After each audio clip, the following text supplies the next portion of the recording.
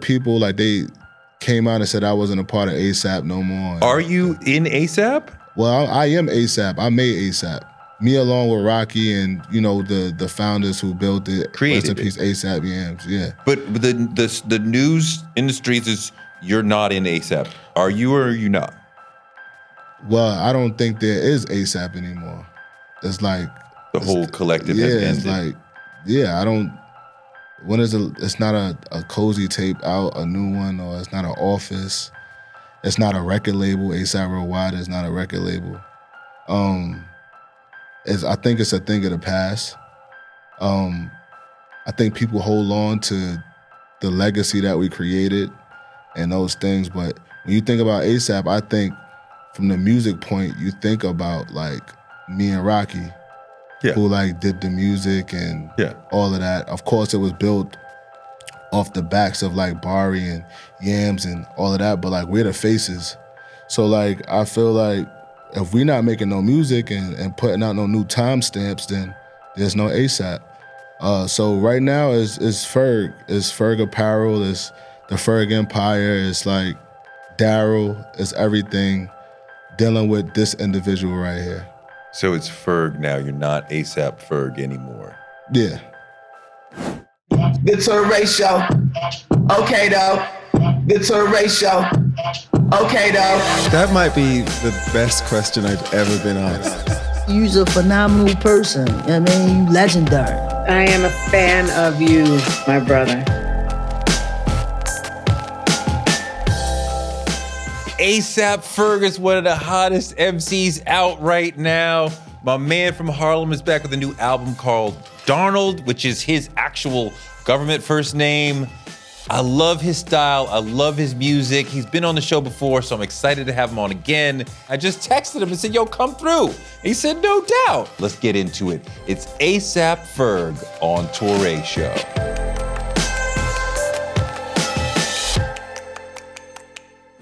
Ferg.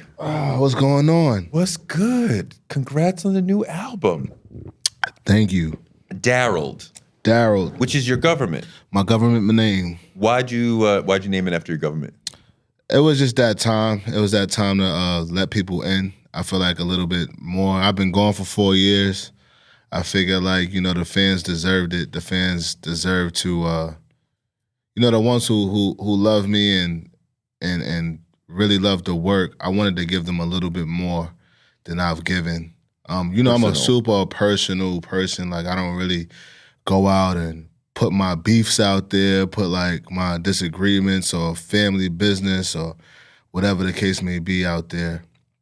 So I wanted to have a transparent moment and get into the guy behind the guy, which is Darold.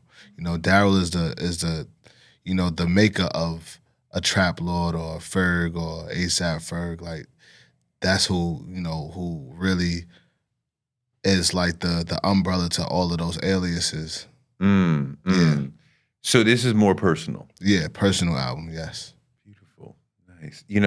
Allure just murdered me. You love That was Allure. the first single? Yeah, Allure was the first single. Tell me about the story of that, because there's a story behind all the records. Yeah. So with Allure, I went through like a whole process creating this album. Like I went through a moment of like, I had to find my moment of clarity. So I had to do these different practices. Like at first I had got this book from my ex-girl at the time. It was called The Artist's Way, which is the spiritual guide to for artists.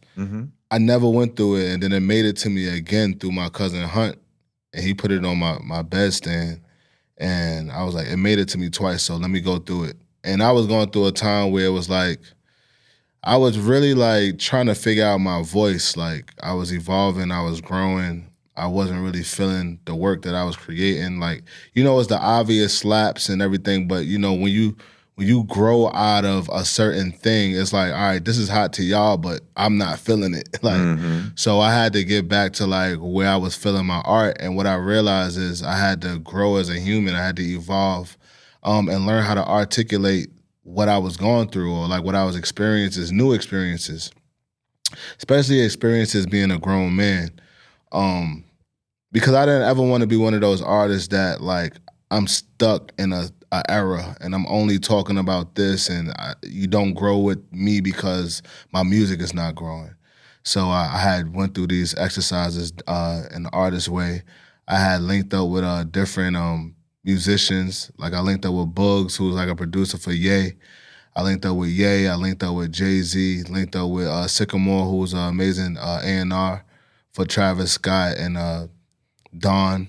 So yeah, I just, just to get some insight, just to figure out my footing. With Jay, he was like, I played a bunch of music for him. Like in the middle of my music, he was just like, yo, I know exactly where you at. You're where I was at when I was making Beach Chair. And I'm like, what do you mean? He was like, you're trying to create the hook to satisfy everybody, but you also got something that you want to say. And he was like, you as the anthem man, you got to hit people with the anthems. He was like, so you do that, but at the same time, get your shit off. That was, boom, one thing he gave me. Then Bugs told me, rap on lo-fi beats. You got a baritone voice like Biggie, and keep people moving. Ye, he told me, we sat down, played him on my music. He was like, yo, this shit all sounds amazing. And we started working on Donda. And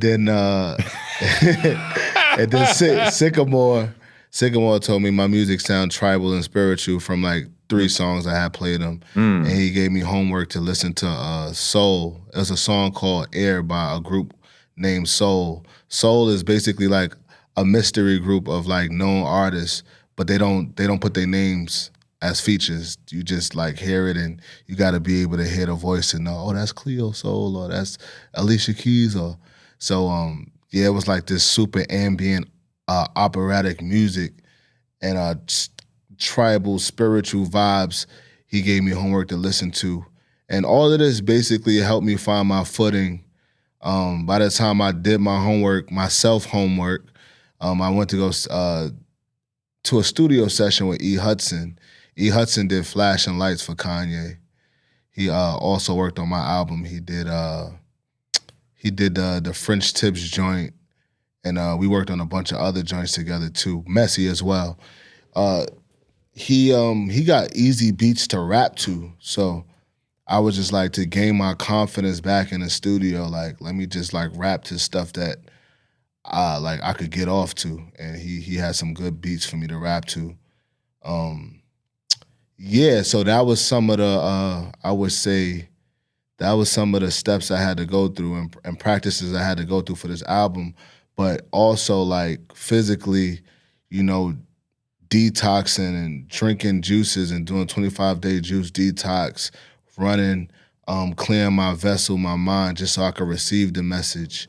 And then also like dirtying the vessel up, like going out to the strip club, throwing yacht parties, and that's how Allure was made. And it's like really like, this is, Allure was made off of like 2 weeks binging off of yacht parties in Miami and like strip clubs in ATL and hanging out with Mike Will and the air drummers, bumping into Lil Baby and Uzi because I wanted to see artists in a moment. I sat down for 4 years, so I just really wanted to be in the energy. So just hanging out, really getting all of that energy and putting it into Allure. Shout outs to True. He played that beat, and that was like the first beat out of the batch he played. I didn't record nothing for the whole week because, like I said, I was binging off of strip clubs and just hanging out. And then all my experience from that 2 weeks of being in Miami and ATL went into the song.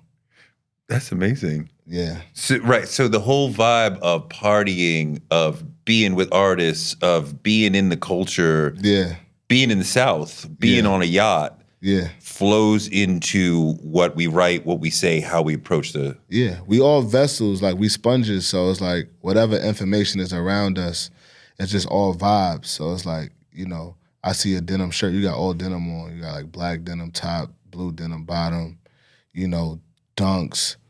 But like, I don't know subconsciously how that's gonna work its way into my life, but it's doing something. Everything around us is affecting us, even like this backdrop.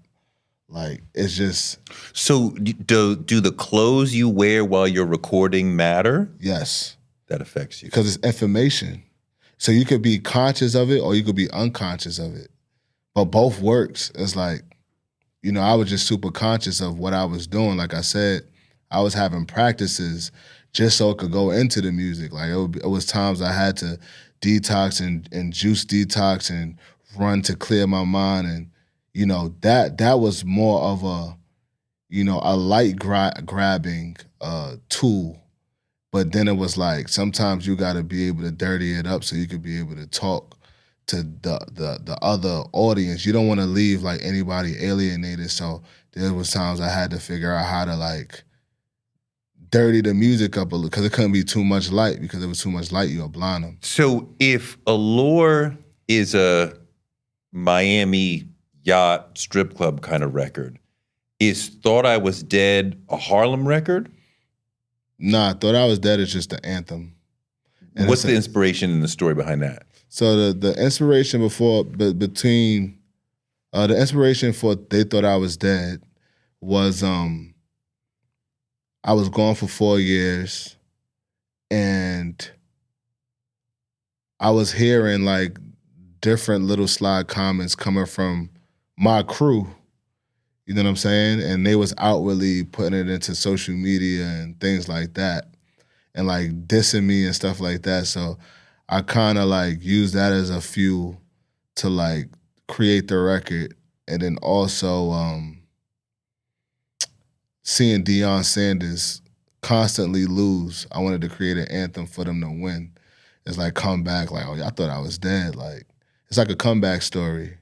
And yeah, this is for anybody who's going through like a hiatus or like, you know, just getting better. Like sometimes it's not even a hiatus. Sometimes you're taking a time off, because it wasn't like I was never recording. I was, for that 4 years, I was creating with Pharrell. We got an album together. Like we did 2 years of recording, and then like I had another 2 years of recording and working on this album. So like it wasn't like I was never recording, but for those who didn't see me, this was for them.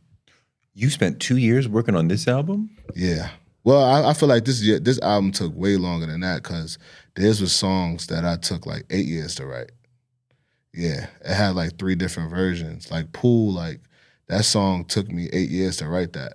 Let's talk about Pool. A lot of people are talking about Pool. It's, I mean, when you talk about trying to be more personal and be more real, Yeah.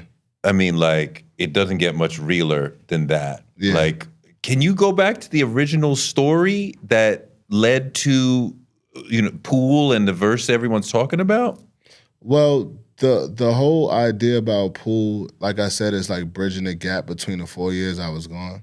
So like you'll hear like in the first verse, I basically explain like my hiatus and what I was going through, and like putting you actually in Darold's shoes as an artist. And then the second verse is like 10 years old. I was drowned in touch when I was in the pool. All the breath left my body where I couldn't move. Violated, hand on my private by a bigger dude. Seconds felt like forever, really wasn't cool. A man you knew touched you under your shorts.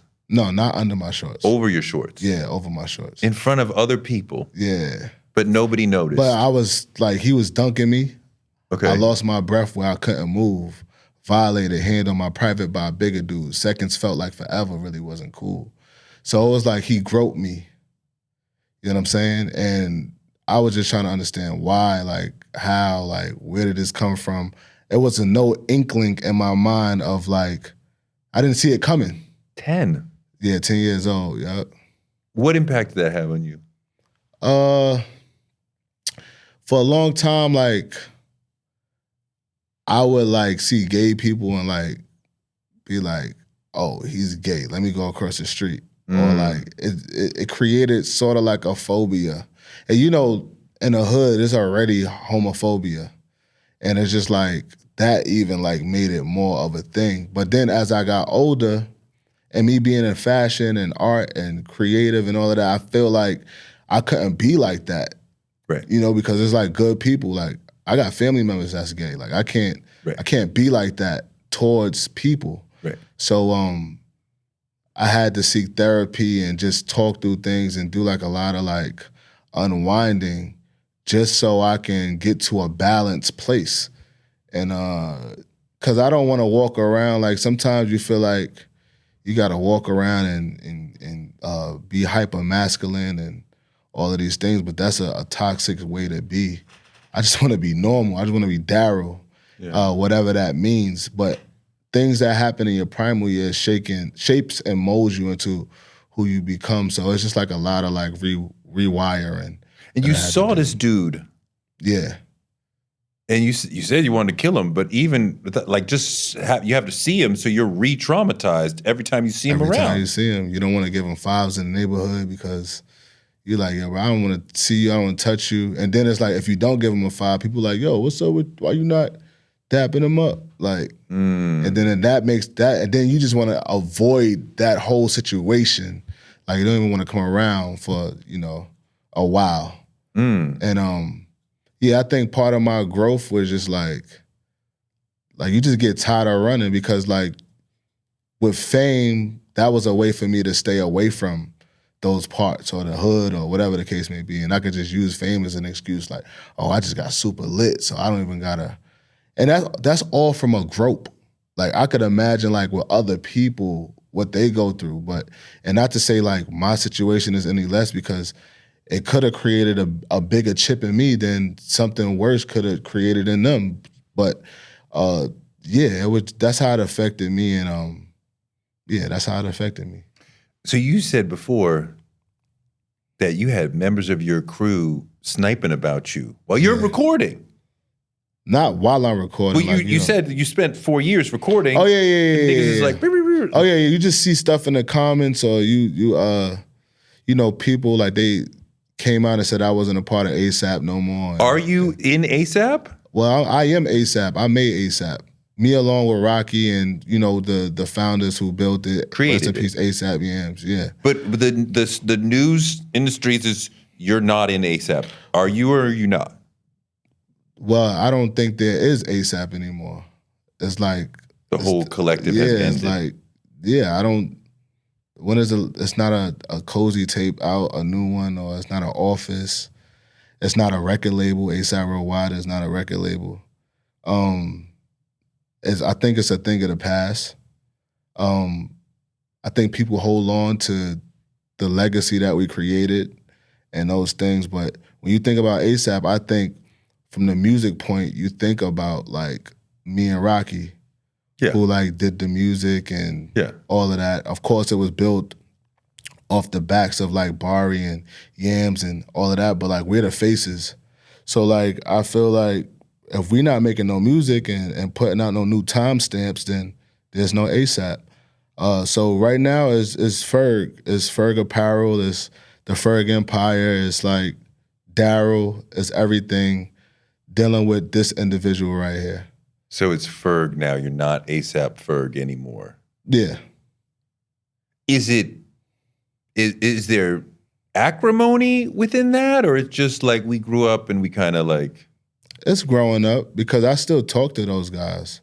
I still talk to Rocky E. I talk to 12E sometimes. I speak to Nas. We bumping into each other in LA and parties and stuff like that. But we all got like different pockets and groups of friends. Yeah.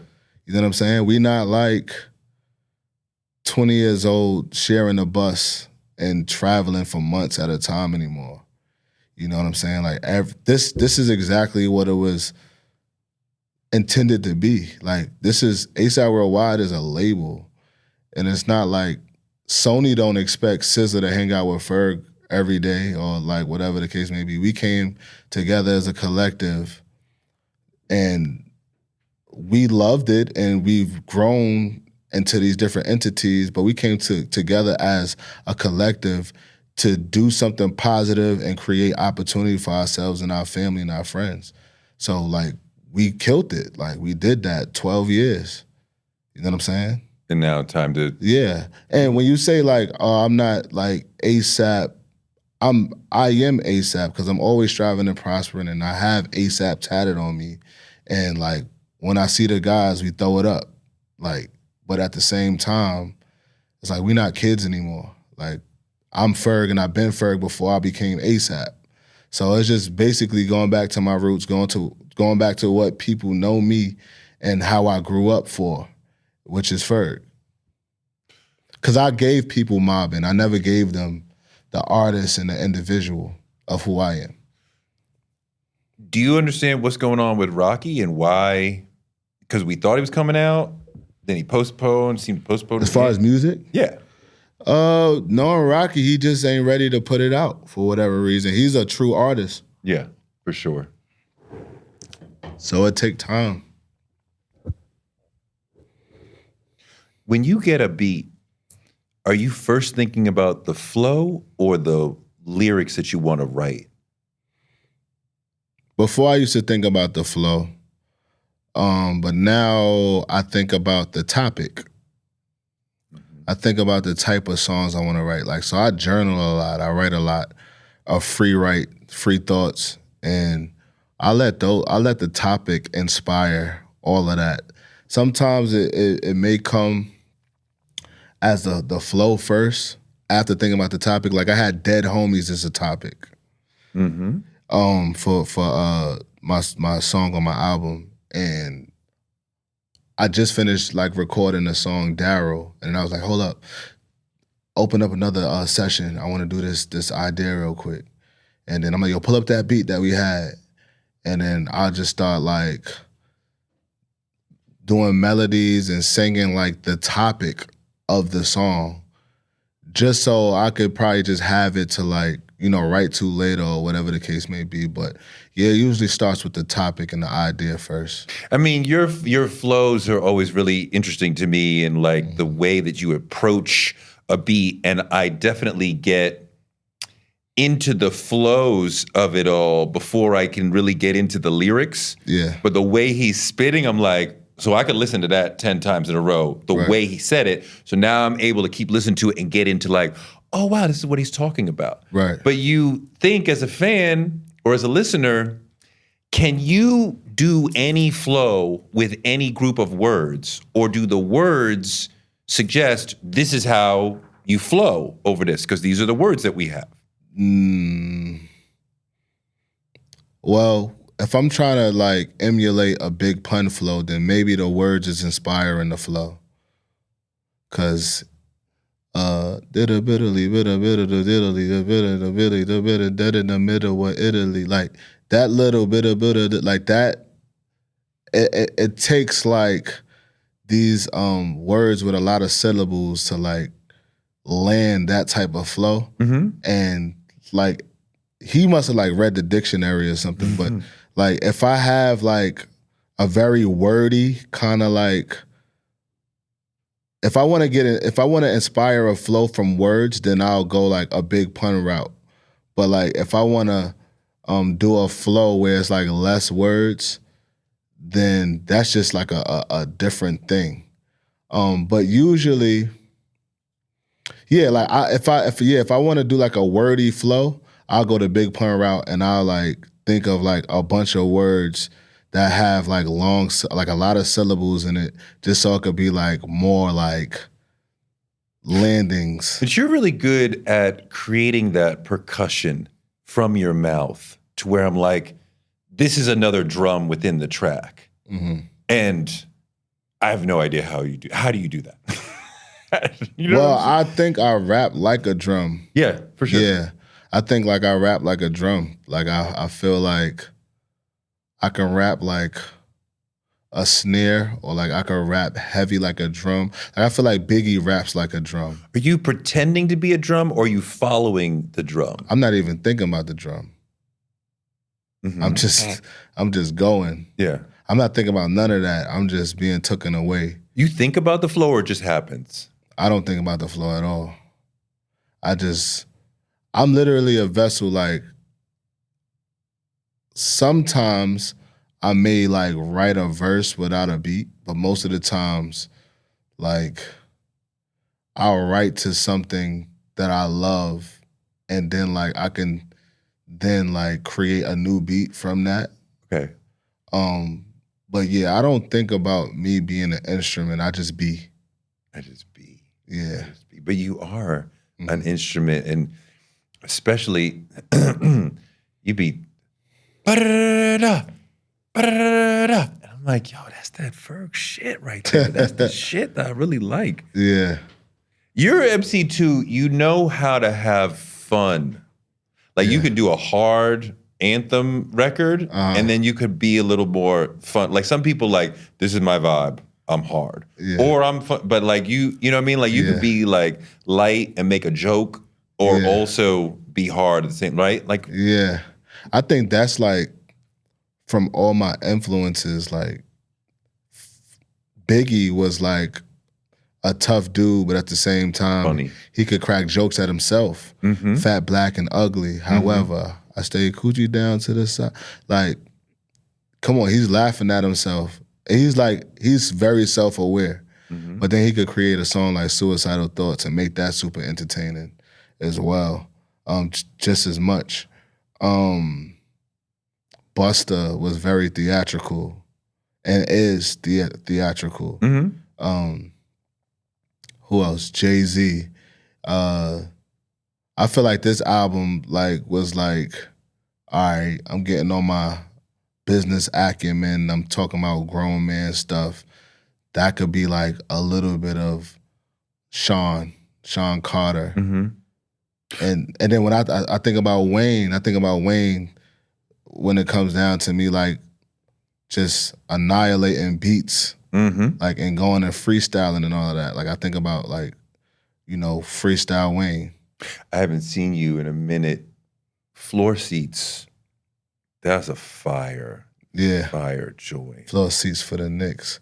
Couple model blow kiss. And the track has this high energy, but you're being chill, right? Yeah. On like a low tone, like talk about that record. I'm gonna tell you something that I never told anybody. That Floor Seats flow was inspired by Drake. Okay. And you probably wouldn't even put that together. No. So Drake, he did a song, I forget the song, but it's him and Thug. And he said, 40 got a lake. I didn't know he had a lake. And it's just his flow on that. I'm like, ooh. But just me, I'm like more like turned up. But I'm like, I'm gonna have this monotone kind of flow that he had on that song on this type of beat. Yeah, so I do that sometimes. Like I can, even like with They Thought I Was Dead. That was me listening to like UK drill. Okay. And like grime music. Like that's like Central C, that's like Eddie One, that's Heady One, that's like, that's like Skep.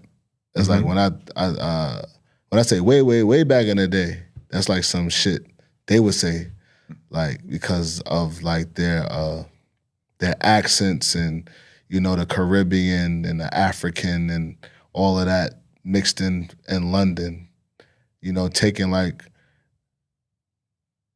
different things and different elements and curating it. That's all it is. Nothing is new under the sun. You know what I love is Boca Raton. Wow. Why say wow? Because I was not expecting that. But a lot of people love that record. I love that record. Yeah. Talk about making that record, because that's different. That's totally different. Totally different. I flew out to Boca Raton, had to be my nigga Boz. Just got off the phone with J. Cole. Decided to party with Kyle. On the road. I did that song. I did that verse in like 15 minutes. No cap. Oh really? You could do the notepad thing? Do you write? Yeah, I write. Like Usually this whole last album I wrote. But it was songs that didn't make it that I didn't write to. But you could feel it. Like it's a different energy. Like everything that I put in Darold was purposeful and intentional. Wait, you could feel the difference when you write versus when you don't write. Yeah. Well, actually, Messy I didn't write. Okay.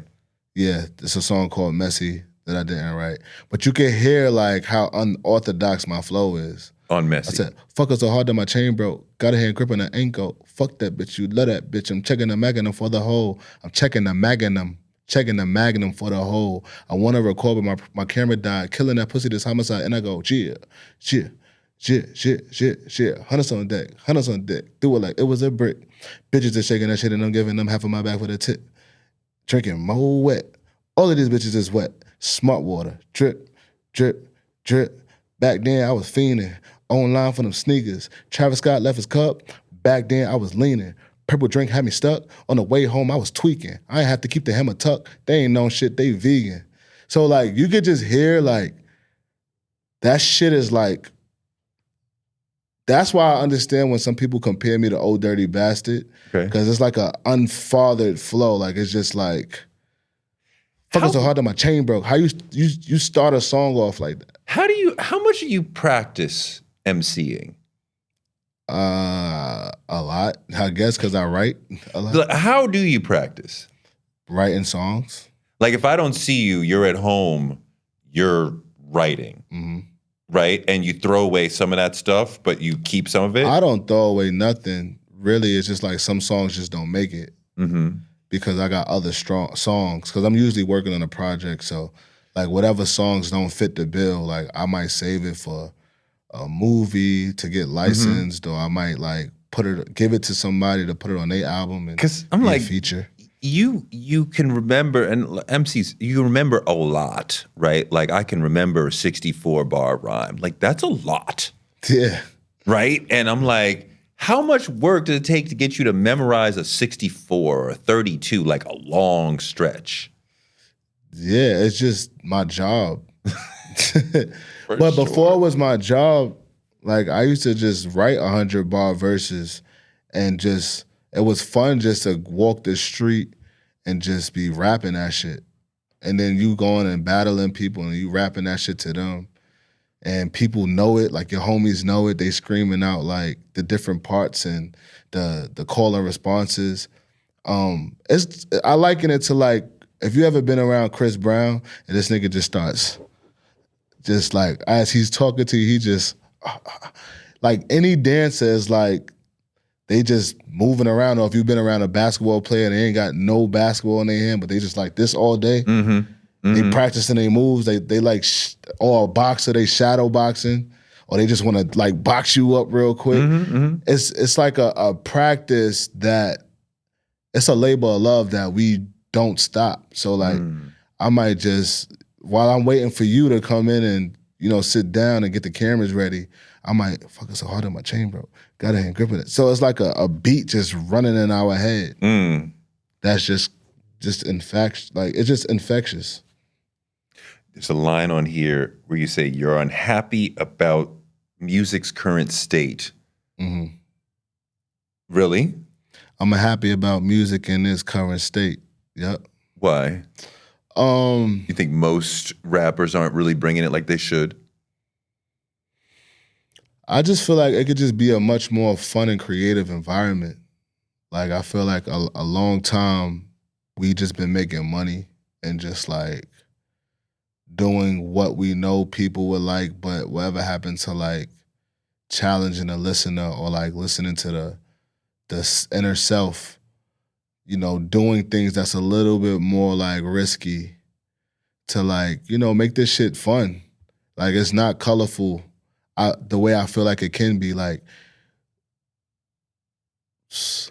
I mean, if you think of, you was here for like the golden era of hip hop. Sure. I do believe that was the golden era. I hate to say. You mean the 90s? The 90s, yeah. Like, Big you know, pop, you had like a young Nas that was talking like a prophet. Yeah. You know, from the street corners, and you had like a Biggie who was like more shiny. Well, he didn't start off in a shiny place. Right. Puff made him shiny, but it was like he's talking different and it got a different flow. Yeah. And then you got Ice Cube, which came from like even the Ice Cube, Jerry Curl, Ice Cube, NWA, and then like cutting the Jerry Curls off and moving to New York and working with the Bomb Squad. Like, it was so many different flavors and so much different energies. Pac and Jay. Pac, Jay, you had AZ, who was like smooth and debonair, like The Firm.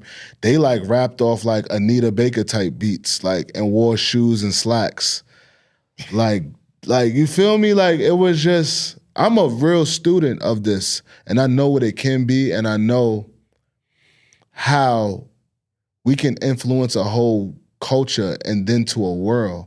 Like you think about KRS-One and you think about like him literally being a teacher that he is now and doing speaking engagements and how he was having that in the lyrics and how like Rakim Allah was like bringing 5% of Nation as well, like as the Wu-Tang bringing like 5% of Nation and then, you know, practices from the Klan. Like we never seen 5% of Nation and a little bit of like, you know, practices from the actual Wu-Tang Clan where RZA went to go sit with the monks and bringing that in. He bridged worlds. Like we looking at these guys like superheroes, like literally. You know, I just would love to see more of that in hip hop because I love it so much. Not saying that I'm unhappy about all of it. Like, of course, there's like some guys that I love and women that do amazing jobs, but it's like as a whole, I do feel like we can. You know, I know every artist like have in the back of their mind like, man, I really want to make this type of music, or like they'll make the type of music that they making and then go back and listen to a whole different type of other music. Like, why not make or try to make the music that you're listening to all the time? I love the 90s for sure. That's my era for sure. But I feel like there may be more people who are trying to expand the boundaries of what is hip hop now. And look at Travis, Future, Kanye, Tyler, Rocky are out here saying like, well, what about this? Can I do this? Is this hip hop? And you got, you know, as a fan, you got to be fluid and like, yeah, okay, I'll fuck with that. Like some of the Travis songs do not sound like traditional hip hop, but they slap. Well, You know what I mean? it's not traditional hip hop because now you have branches of hip hop, which is like trap and drill and all of these different elements that go into hip hop. And when you think about hip hop in a traditional sense, you think backpack, boom bap. And I'm not talking about that. I'm talking about period. Like, however you decide to rap off of a beat, whether it's a trap, it's still rap, it's still hip hop, it's still a part of. It's just a subculture in hip hop. It's a bunch of motherfuckers that came up with trap or drill, and like this is how they rap on it, which is fire. And I've done a bunch of it too. But it's just like, all right, when are we gonna exercise what we can talk about? Like, how are we gonna see the whole world and the conversation is not gonna change? Oh, well, for sure. For sure. I mean, I definitely feel as like a rich man, you done made so much money off of this industry, and we still gonna keep rapping about like rapping as if like I'm a poor man.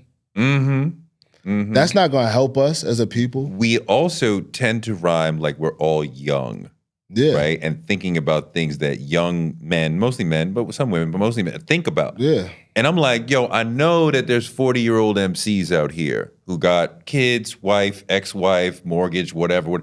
Like, you could make a song that reflects the world that you are in as a parent with a wife or an ex-wife or whatever the case may be, right? But I'm like, I'm 50-something, and I don't see people talking about shit that, like, you know what I mean, relates to my life.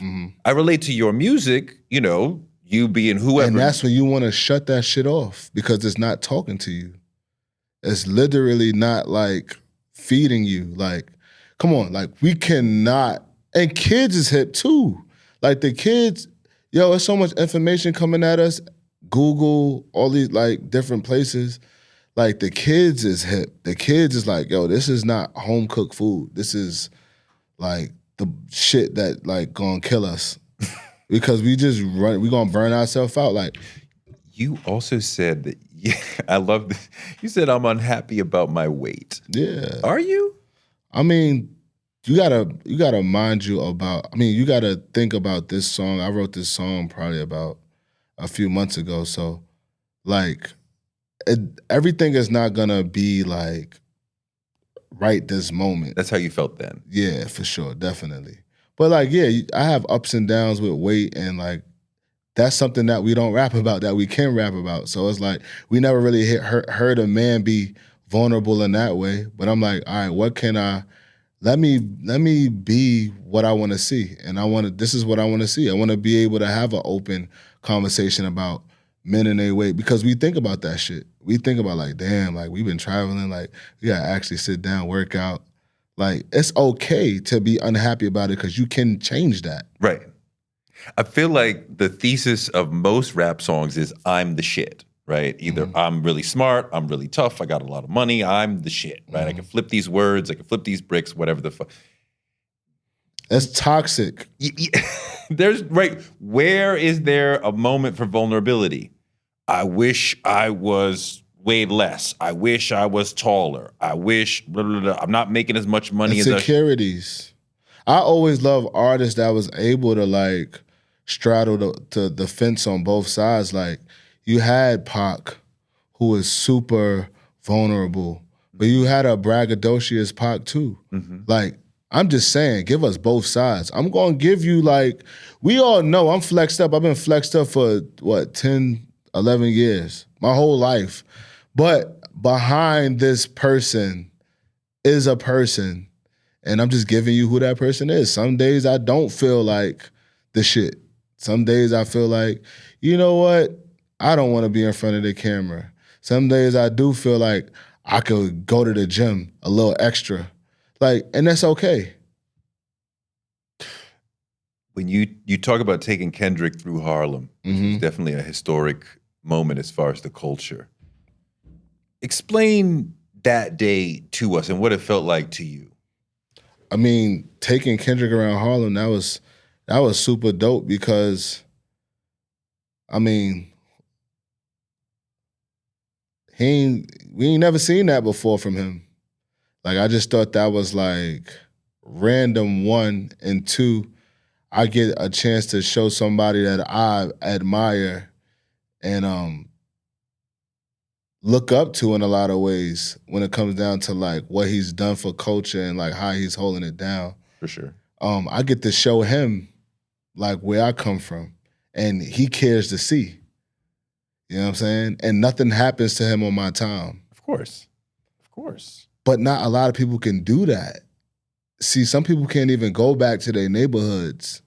You live in Harlem? Bring people. I don't live in Harlem right now, but I grew up. I go to Harlem every other day. Like You're if I'm there in all the the time. city. Yeah. Because you seem like you are still Harlem, right? Yeah. Like you don't seem like, now I live in And Jersey. that's purposely done. How's that? Because I'm conscious of that. Like I always wanted to be the Bun B of my town, my city. So like when you go to Houston, you think who? Bun B. You think like, yo, let me call Unc real quick. Let me make sure I go tap in, get a Trill Burger. Like I always wanted to be that guy. Like if you come to New York, like let me tap in with Ferg. If you doing a garden or whatever, Barclays, it's like I'm that guy to tap into. And you've seen it time and time again for years. That people come from out of town and tap it. Yeah. See, I like, they don't have to. That's what I'm talking about. You don't have to. That you said tap in, like, be a friend. This is my town. It's just like, when I go to LA and I'm tapping in with YG, I just want to let them know, yo, I'm in your town. I hit push rod, yo, I'm here. And all right, bet, say that. Let me know if you need anything, blah, blah, blah. See, when guys talk about checking in, that's different. Yeah. Right? Mm-hmm. That means I have to give the gang a little bit of money so they don't fuck with me while I'm here, right?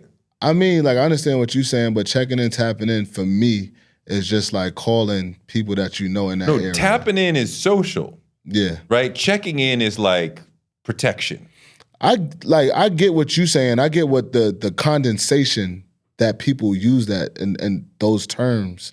But like checking in to me is the same thing. Like whether I say I'm tapping in or checking in is doing the same thing. You're calling your friend to let them know you're in the town.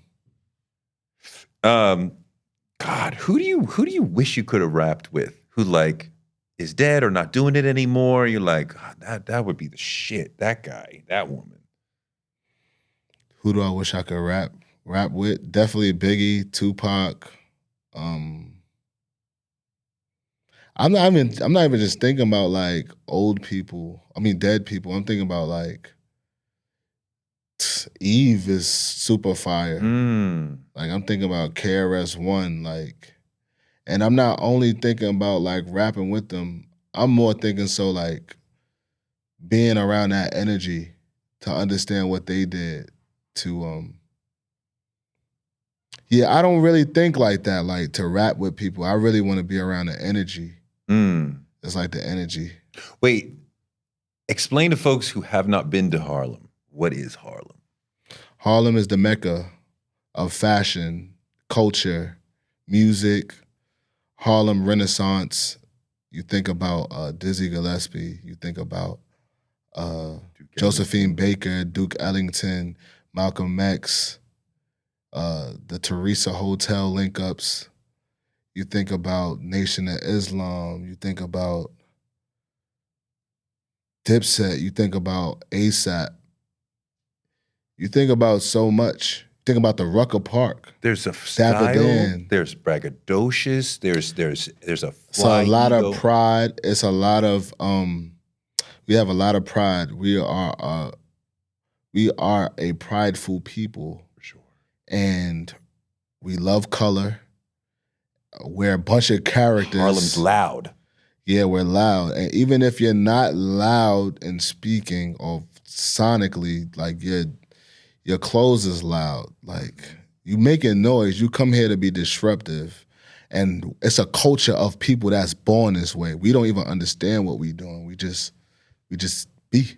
In Harlem, the culture, the underworld is very much part of the culture, right? Like you see the guys, you see what they're doing, and like it feeds the style, it feeds the energy.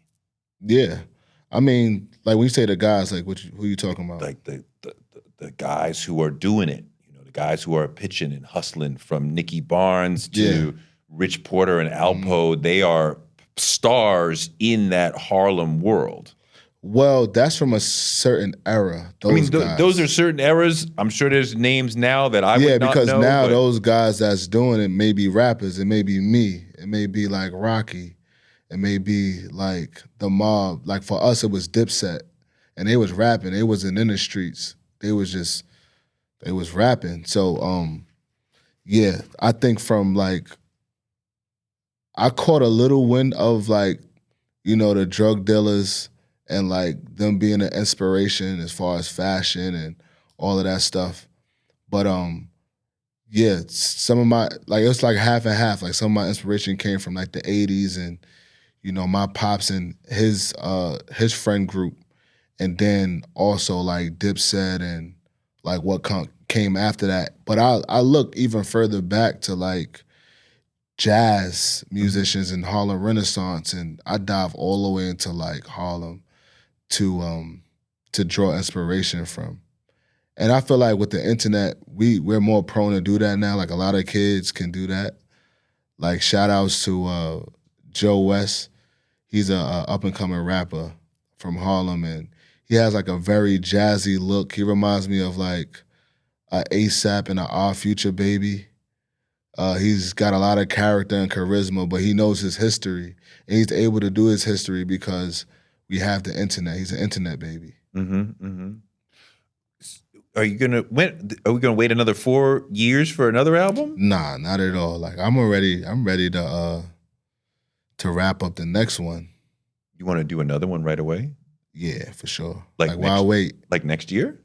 Yeah, definitely next year, for sure. Have you started working on it? Yeah. I started working. So just to give you insight about the process, is like we turn the album in, but it takes months for clearances and all of that. So my album been done. So I was like, as soon as I finish this album, it's going to be like time to shoot videos. But in between time, like if I get a pocket, then I'm working on a whole nother album. So like I got pockets in between this album, like waiting for clearances and all of that and shooting videos to create the next project. So you're working on the next project now? Yes. Have you completed records? Yes. I have like 10. You have 10 records done for the next album? Yeah. Doesn't mean that's going to be the 10 that's going on there though. Right. Yeah. We'll make more. Yeah. Maybe make another 10? Maybe. I'm just going off the feeling. So whatever feels good. You got a beat. I got an idea. Let's make it. Or this is an idea for a beat. Mm-hmm. Let's make this. But then later, okay, we got these 10, these 20. Wait, we got these 30 songs. These 50 songs. How many you make for this album? 50. Made 50, and you cut it down to 12. What about the other records? They're just... Some of them came out as loosies, like Romello. I dropped, MDMX I dropped. And I shot videos for both of those. And some of them go on other projects. Why would you put it out as a Lucy instead of on your album? Because it doesn't fit the aesthetic of the project. Okay. Yeah, or it doesn't have that finite detail that I would need for it to have, or sonically doesn't fit the project. So you make 50, find a way to cut it down to a cohesive 12 or so. Mm-hmm. You said on the record, did you say, I did my last record for Sony, it's time to renegotiate? Nah, one more. The next one is the last one. Yeah. So that's why you want to get to the next one quickly too, right? Because this is the end of our deal, so now I can get a new deal. Yeah, I'm not really thinking, I never think in the terms of time and money and all of that. I just go with the flow. Like my label and managers and all of that would love for me to think in that way, because it'll just be better for everybody to know when something is coming. But I just go when I'm inspired. And also too, artists take a while to create sometimes because it's nothing for them to say. Sometimes it's like everybody's saying everything. Like right now, music is the Wild Wild West. Like there's so much stuff coming out, like to the point where it's just like, all right, I'm just trying to figure out where I'm gonna fit. And that's what happened with this album. It was like shit that people wasn't talking about. So I'm like, hold up. I found my voice. I found the why. I found the purpose of creating a project. That way I'm not adding to the noise. I know what you're saying, because sometimes I want to write an article and I'm like, everybody's making this point.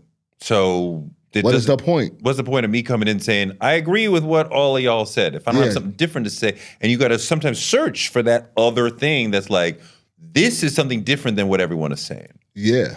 So you can join the bunch if you want to make money, but that's called hustling. That's not creating art. And you're an artist. You're not a hustler. You are an artist. But I know how to hustle, and I've definitely hustled. Yeah.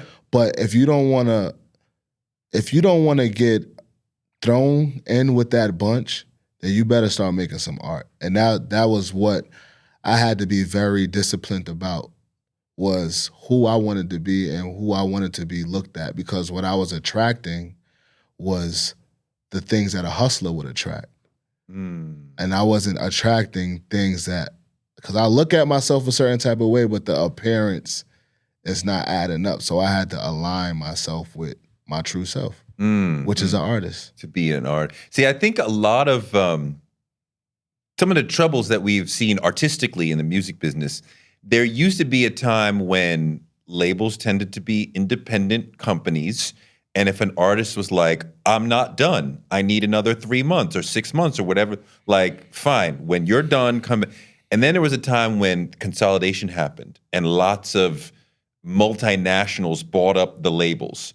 So now you got to produce a book that shows your money you're earning. What is your bottom line? Did you make money this quarter? Did you make money that quarter? And we need Ferg to come out on January 1, so the second quarter will be profitable. So if you're like, I'm not done, they're like, we don't care. You got to put it out, right? And you start to see this happen, artists getting rushed to put out, right? On a date when I'm like, it's not art. I'm an artist. Microwave. Right. And it's not healthy. And it's not healthy for the artists, and it's not healthy for the people. Because then it will be like a bunch of unaligned things happening. And I come here to make things beautiful. I come here to decorate these songs and words, and so let me do what I do.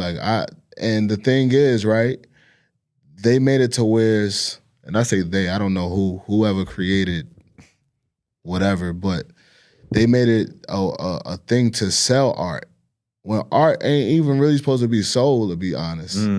art is just supposed to be made and supposed to be given. Now we could do a bartering system to it's like I create something and then we're artists. We want art to be sold. This is good for us. It's great for us in this society. Yeah. And reality. Like we have to pay bills. Yeah. But it's not divinely supposed to be like this.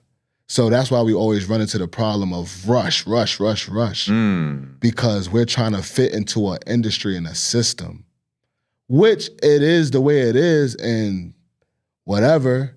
But when we go into like a place where we have writer's block or we can't think of something or whatever, it's just, it ain't divine. So it's no wonder why you can't think of something because you done put out 5 albums last year.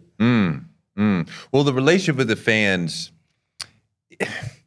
it's tricky, right? Like if you put out a so-so album, people might be like, oh, I don't trust him anymore. He had 2 hot albums, so the money I spent was valuable. The 3rd album was meh.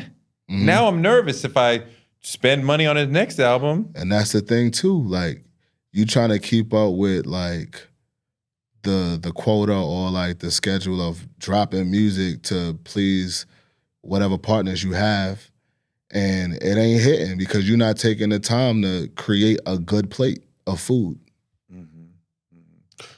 Are you happy? Great. I'm amazing. Like, this is the best feeling and place mentally, spiritually, physically I've been ever. Ever? Wow. Yeah. That's what growth would do. Good for you. Yeah. Thank you. Thank you. That was awesome. Thank you so much. Hey, if you like what you saw today, be sure to check out more Touré show content Power your dreams right here. Because you can Don't use forget your to dreams click like that a rocket subscribe ship button for more to blast Touré you show into a life content you never every week.